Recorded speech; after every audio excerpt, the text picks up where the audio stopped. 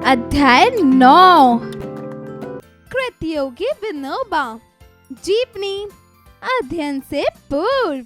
माँ, ये महान लोग कौन होते हैं? बेटा, सुकर्ण और सुमार का अनुसरण करने वाले व्यक्ति ही महान कहलाते हैं। जीवनी का मूल तत्व अपने जीवन को मानवीय हितों के लिए समर्पित कर देना चाहिए। तुम्हारे लिए कौन सा विशेषण काम में लाऊं, मुझे नहीं सूझता। तुम्हारा प्रेम और चरित्र मुझे मोह में डुबो देता है। सच्चा पुत्र वह है जो पिता ने जो कुछ किया हो उसमें वृद्धि करे। पिता सत्यवादी, दयामय, दृढ़ हो तो स्वयं अपने में वह गुण विशेष रूप से धारण करे। यह तुमने किया है, ऐसा दिखता है। तुमने यह मेरे प्रयत्नों से किया है, ऐसा मुझे नहीं मालूम होता। इस कारण तुमने जो पिता का पद दिया है उसे मैं तुम्हारे प्रेम की भेंट के रूप में स्वीकार करता हूँ। उस पद के योग्य बनने का प्रयत्न करूंगा और जब मैं हिरण्यकश्यप हूँ तो प्रहलाद भक्त के समान मेरा सादर निरादर करना। सन 1918 में महात्मा गांधी ने ये उद्गार उस विभूति के लिए प्रकट किए थे जिसके महान व्यक्तित्व तथा अपूर्व कृतित्व ने भारत को ही नहीं विश्व के अनेक देशों को भी चमत्कृत कर दिया। विनोबा जी की उम्र उस समय 23 वर्ष के लगभग थी। अपनी पढ़ाई के बीच में ही छोड़कर वह काशी चले गए थे। वहां से गांधी जी के विचारों से अभिभूत होकर अहमदाबाद आए और कुछ समय बाद गांधी जी से 1 वर्ष की छुट्टी लेकर आश्रम से चले गए। इस 1 वर्ष की अवधि में अपने अध्ययन, मनन, स्वास्थ्य संबंधी प्रयोग, शिक्षा कार्य तथा व्रत पालन आदि के विस्तृत विवरणों से मुक्त 10 फरवरी 1918 को उन्होंने गांधी जी को एक पत्र लिखा। विनोबा जी ने लिखा था, जब मैं 10 वर्ष का था तब मैंने ब्रह्मचार्य व्रत का पालन करने हेतु देश सेवा करने का व्रत लिया था। इसके बाद हाई स्कूल में दाखिला हुआ। उस समय मुझे गीता पढ़ने का शौक लगा, पर मेरे पिताजी ने दूसरी भाषा के तौर पर फ्रेंच लेने की आज्ञा दी, तो भी गीता का प्रेम कम नहीं हुआ था। तभी से मैंने घर पर ही स्वयं संस्कृत का अभ्यास आरंभ कर दिया था। मेरा निश्चय था कि तत्व का ज्ञान भी अभ्यास करूं। मैं आपकी आज्ञा लेकर आश्रम में दाखिल हुआ, पर उसी समय वेदांत का अभ्यास करने का अच्छा अवसर हाथ लगा। वाल्मीकि नारायण शास्त्री मराठी नामक एक अजन ब्रह्मचारी विद्वान विद्यार्थियों को वेदांत तथा दूसरे शास्त्र सिखाने का काम करते थे। उनके पास उपनिषदों के अध्ययन करने का लाभ हुआ। स्वास्थ्य सुधार के निमित्त पहले तो मैंने 10-12 मील घूमना शुरू किया, बाद में 6 से 8 सेर तक अनाज पीसना चालू किया। आज 300 सूर्य नमस्कार और घूमना, यह मेरा व्यायाम है। इससे मेरा स्वास्थ्य ठीक हो गया।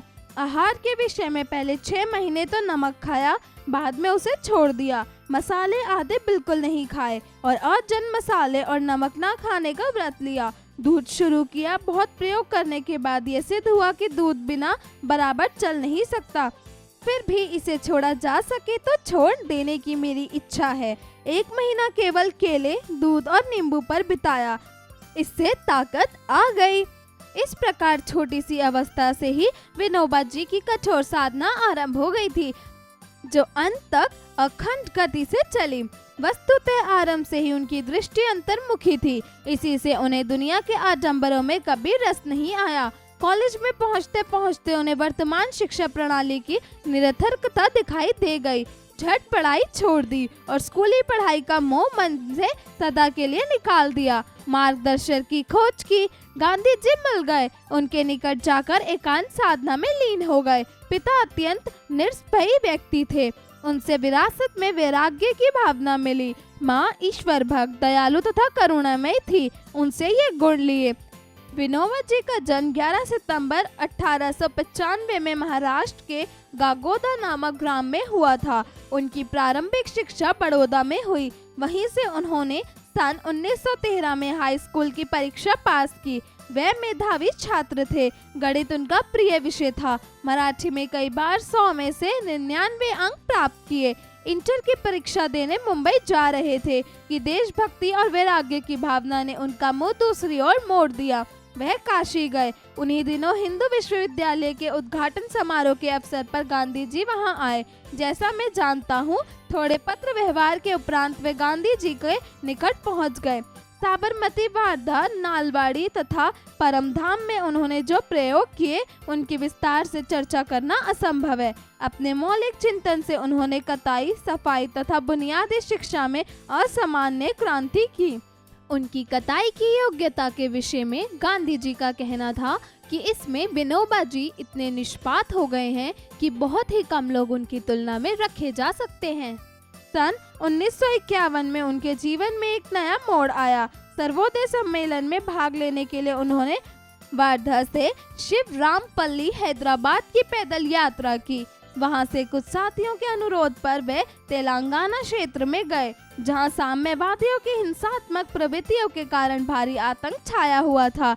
10 अप्रैल को नलगुंडा जिले के पोचमपल्ली गांव में रुके। वहां की 3000 आबादी में से 2000 व्यक्ति भूमिहीन थे। कुछ हरिजन आकर विनोबा जी से मिले और उन्होंने अपने हाथ से खेती करने के लिए 80 एकड़ भूमि की मांग की।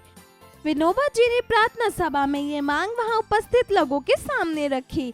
तत्काल एक भाई उठ खड़े हुए और उन्होंने 100 एकड़ भूमि दे दी। यह था भूदान गंगा का उद्गम। विनोबा जी को इसके पीछे ईश्वरीय संकेत दिखाई दिया और वह भाईचारे की दीक्षा देने के लिए सारे देश की पद यात्रा पर निकल पड़े। विनोबा जी को लाखों एकड़ भूमि मिली, हजारों गांव मिले। जीवनदानियों की उनके पास सेना खड़ी हो गई। शांति सैनिकों की टोलियां तैयार हो गई। गांव ही नहीं, प्रखंड मिले। लगभग पूरे बिहार ने उन्हें समर्पित कर दिया गया। विनोबा जी का कहना था कि एक शक्ति हिंसा की है, पर हिंसा से हिंसा उत्पन्न होती है। दूसरी शक्ति कानून की है, पर कानून का रास्ता बहुत लंबा है और जब तक उपयुक्त भूमिका ना हो तब तक कानून कारगर नहीं हो सकता। तीसरी शक्ति हृदय परिवर्तन की शक्ति है, अर्थात प्रेम की शक्ति है।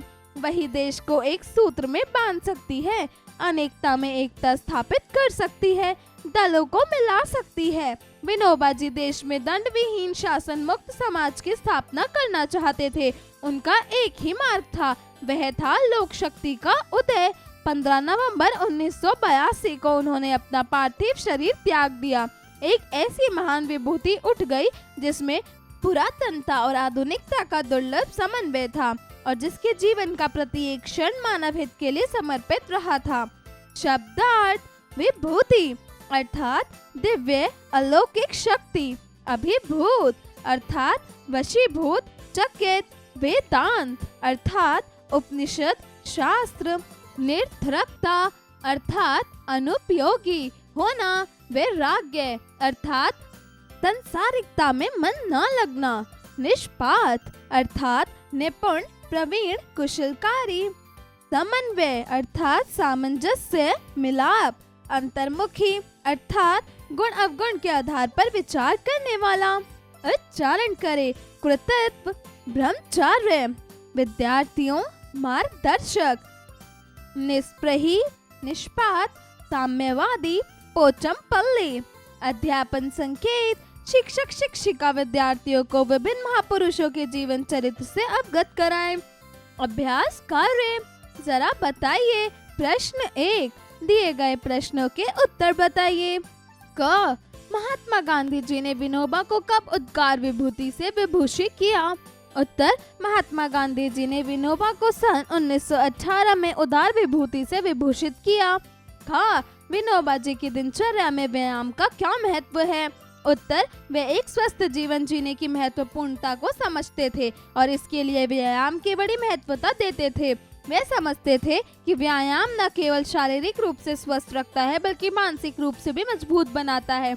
उन्होंने अपने जीवन के अधिकांश समय से सुबह उठकर व्यायाम किया। उन्होंने अपने समर्थकों और अनुयायियों को भी व्यायाम करने की सलाह दी थी। ग, भारत के किस राज्य में और कब विनोबा जी का जन्म हुआ?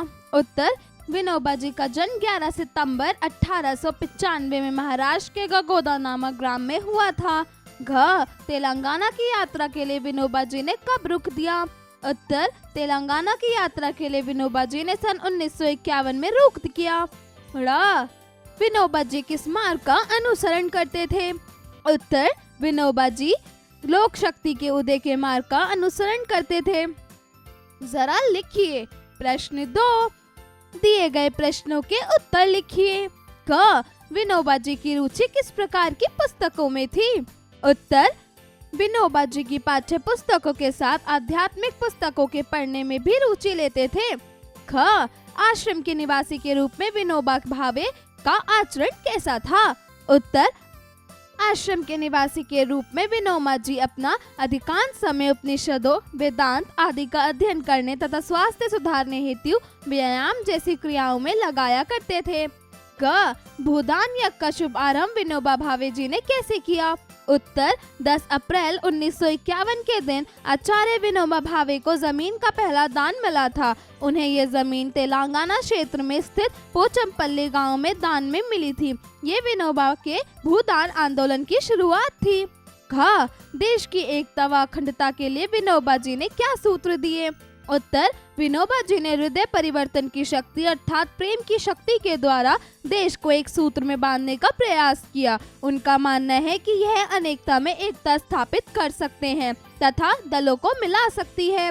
ड़, महात्मा गांधी जी ने आचार्य विनोबा भावे के बारे में क्या कहा था? उत्तर, गांधी जी ने आचार्य विनोबा को अपने आदर्शों तथा दृष्टिकोण के लिए बहुत उच्च मानते थे। उन्होंने आचार्य विनोबा को एक सच्चे स्वतंत्र संग्रामी और सामाजिक सुधारक के रूप में जाना था।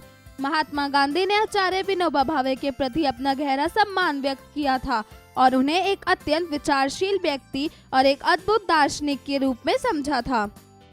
प्रश्न 3, दिए गए वाक्यों में रिक्त स्थानों की पूर्ति कीजिए। क, विनोबा जी ने डैश व्रत का पालन करते हुए देश सेवा करने का व्रत लिया। उत्तर, ब्रह्मचर्य। ख, डैश मराठी के पास उपनिषदों के अध्ययन करने का लाभ हुआ था। उत्तर, नारायण शास्त्री। ग, डैश और डैश की भावना विनोबा का मुंह दूसरी ओर मोड़ दिया। उत्तर, देशभक्ति और वैराग्य। घ, डैश को नुलगंजा जिले का पोचमपल्ली गांव में रुके। उत्तर, 10 अप्रैल। ड़, एक शक्ति हिंसा की है और दूसरी शक्ति डैश की है। उत्तर, कानून। प्रश्न 4, उचित विकल्प का चयन करके रिक्त स्थानों की पूर्ति कीजिए। क, विनोबा जी का जन्म कहाँ हुआ था? महाराष्ट्र में, पंजाब में, गोवा में, तेलंगाना में। उत्तर, महाराष्ट्र में। ख, विनोबा जी के अनुसार कौन सी शक्ति देश को एक सूत्र में बांध सकती है? कानून, हृदय परिवर्तन, हिंसा, इनमें से कोई नहीं।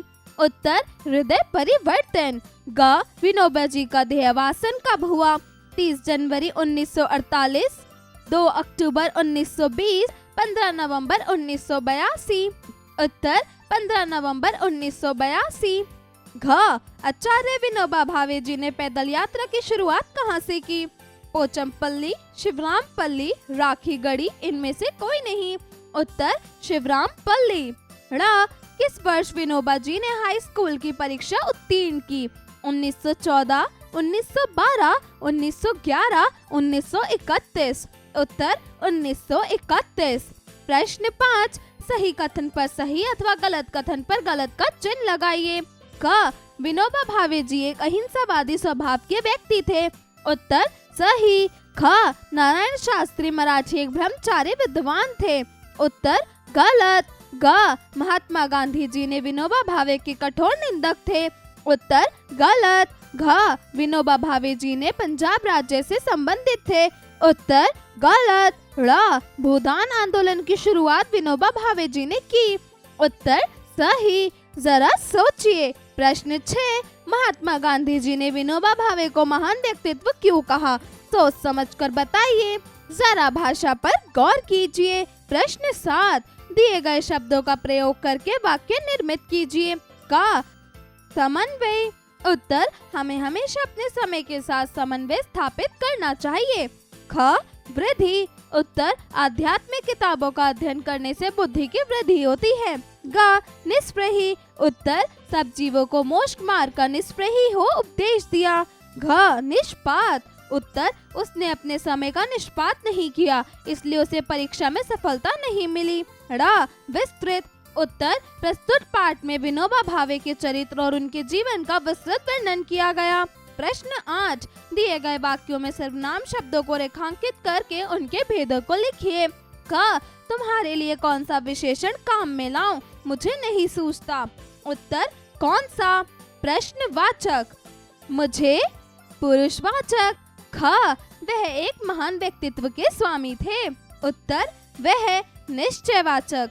ग, मेरे लोभ को तुमने लगभग पूरा ही किया। उत्तर, मेरे, तुमने। पुरुषवाचक। घ, उसे मैं तुम्हारी प्रेम की भेंट के रूप में स्वीकार करता हूँ। उत्तर, मैं। पुरुषवाचक। ड़, विनोबा जी ने उनसे ये गुण लिया। उत्तर, उनसे। पुरुषवाचक। प्रश्न 9, दिए गए शब्दों में से उपसर्ग तथा मूल शब्द को अलग करके लिखिए। क, आचरण। उत्तर, उपसर्ग आ, मूल शब्द चरण। ख, संगति। उत्तर, उपसर्ग सम, मूल शब्द गति। ग, कुमार्ग। उत्तर, उपसर्ग कु, मूल शब्द मार्ग। घ, संकल्प। उत्तर, उपसर्ग सम, मूल शब्द कल्प। प्रश्न 10, दिए गए क्रिया शब्दों के माध्यम से भाववाचक संज्ञा बनाकर लिखिए। क, मुस्कुराना। उत्तर, मुस्कुराहट। ख, कमाना। उत्तर, कमाई। ग, हंसना। उत्तर, हंसी। घ, मांगना। उत्तर, मांग। ड़, मिलना। उत्तर, मिलावट। च, बचना। उत्तर, बचाना। जरा रचनात्मक कार्य कीजिए। प्रश्न 11, भारत की स्वतंत्रता में विनोबा भावे जी का क्या योगदान था? लिखिए। प्रश्न 12, विनोबा भावे जी की छवि एक अहिंसावादी व्यक्तित्व की थी। इस विषय के बारे में कक्षा में चर्चा करें। जरा दिमाग लगाइए। प्रश्न 13, विनोबा भावे जी के द्वारा किए गए भूदान आंदोलन से जुड़े कुछ तथ्य बताइए। प्रश्न 14, महात्मा गांधी जी से जुड़े कुछ तथ्य बताइए। जीवन कौशल एवं मूल्य परक प्रश्न। प्रश्न 15, मानव सेवा ही माधव सेवा है। आप इस वाक्य का किस प्रकार अनुसरण करना चाहेंगे?